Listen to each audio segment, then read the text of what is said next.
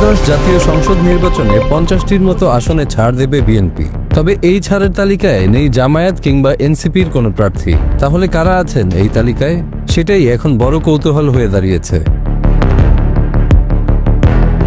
এরই মাঝে বিএনপি থেকে সমমনা দলগুলোর কাছে প্রার্থী তালিকা চাওয়া হয়েছে।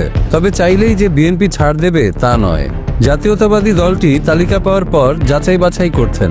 এলাকায় তার গ্রহণযোগ্যতা, বিএনপির দলীয় কর্মীদের সাথে সম্পর্ক সহ বেশ কিছু বিষয় খতিয়ে দেখার পর ছাড় দেওয়া হবে বলে জানা গেছে। বিএনপির নীতি নির্ধারণী পর্যায়ের এক নেতা জানান, ঠিক 50টা নাকি আরো কম কিংবা বেশি সবই নির্ভর করছে সমমনা দলগুলোর প্রার্থীদের ইমেজের উপর। দলগুলোর কাছে তালিকা চাওয়া হয়েছে, তবে এখনো পূর্ণাঙ্গ তালিকা কেউ জমা দেয়নি। দেওয়ার পর যাচাই বাছাই করে সিদ্ধান্ত নেওয়া হবে। তবে জামায়াত এবং এনসিপির আসন ছাড়ার বিষয়ে কোনো সিদ্ধান্ত হয়নি। সংশ্লিষ্ট সূত্রে জানা গেছে, দীর্ঘদিনের মিত্র বা সমমনা দলগুলোকে 25 থেকে 30টি আসনে ছাড় দেওয়ার ব্যাপারে ইতিবাচক বিএনপি। আসনের ব্যাপারে নিশ্চিত না করলেও ছোট দলের নেতাদের নিয়ে ভাবছে তারা। এইসব দলের নেতাদের বিএনপির সঙ্গে থাকার প্রতিশ্রুতি রয়েছে। আবার অনেকে লাভ ক্ষতির সমীকরণে এখনই অবস্থান পরিষ্কার করছে না। বিগত সরকারের বিরুদ্ধে বিএনপির সঙ্গে থেকে আন্দোলনে ছিল গণতন্ত্র মঞ্চ, 12 দলীয় জোট, জাতীয়তাবাদী সমমনা জোট, গণতান্ত্রিক বাম ঐক্য, গণফোরাম ও বাংলাদেশ পিপলস পার্টি। এছাড়া সমমনা দলের মধ্যে কর্নেল অলি আহমেদের লিবারেল ডেমোক্রেটিক পার্টি বা এলডিপি, ববি হাজ্জাজের ন্যাশনাল ডেমোক্রেটিক মুভমেন্ট বা এনডিএম, ব্যারিস্টার আন্দালিব রহমান পার্থের বাংলাদেশ জাতীয় পার্টি বিজেপি, নুরুল হক নূরের গণ অধিকার পরিষদ, আমার বাংলাদেশ পার্টি বা এবি পার্টি মাঠে ছিল। আপাতত বিএনপির আসন ছাড়ের তালিকায় এসব দলের শীর্ষ নেতারাই থাকবেন বলে জানা গেছে। এদিকে 5 আগস্টের পরে যুগপৎ আন্দোলনের শরিক দলগুলোর 6 জনকে নির্বাচনী এলাকায় গণসংযোগ চালাতে বিএনপি অনুমতি দিয়েছে বলে জানা গেছে। ওই 6 নেতা হলেন আ.স.ম আব্দুর রব, লক্ষ্মীপুর 4, মাহমুদুর রহমান মান্না, বগুড়া 4, জোনায়েদ সাকি, ঢাকা 12 এবং ব্রাহ্মণবাড়িয়া 6, নুরুল হক নূর, পটুয়াখালী 3, রাশেদ খান, ঝিনাইদহ 2, এহসানুল হুদা, কিশোরগঞ্জ 5।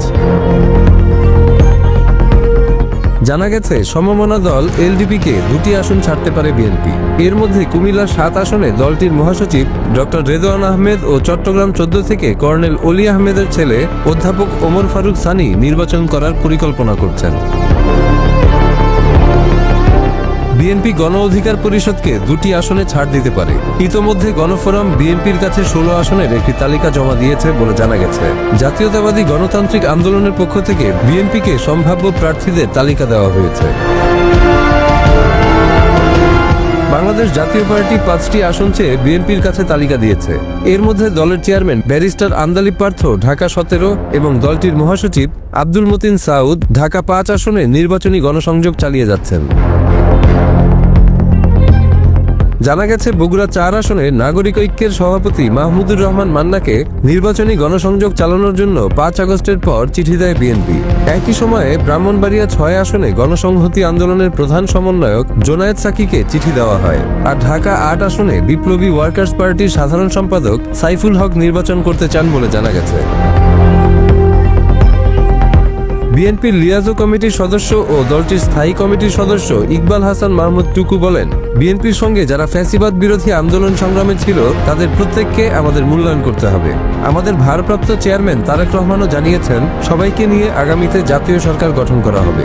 এই লক্ষ্যে আমরা আমাদের শরিক দলগুলোর কাছে সম্ভাব্য প্রার্থীদের তালিকা চেয়েছি। তারা তালিকা জমা দিলে তা যাচাই বাছাই শেষে বিএনপি চূড়ান্ত সিদ্ধান্ত নেবে।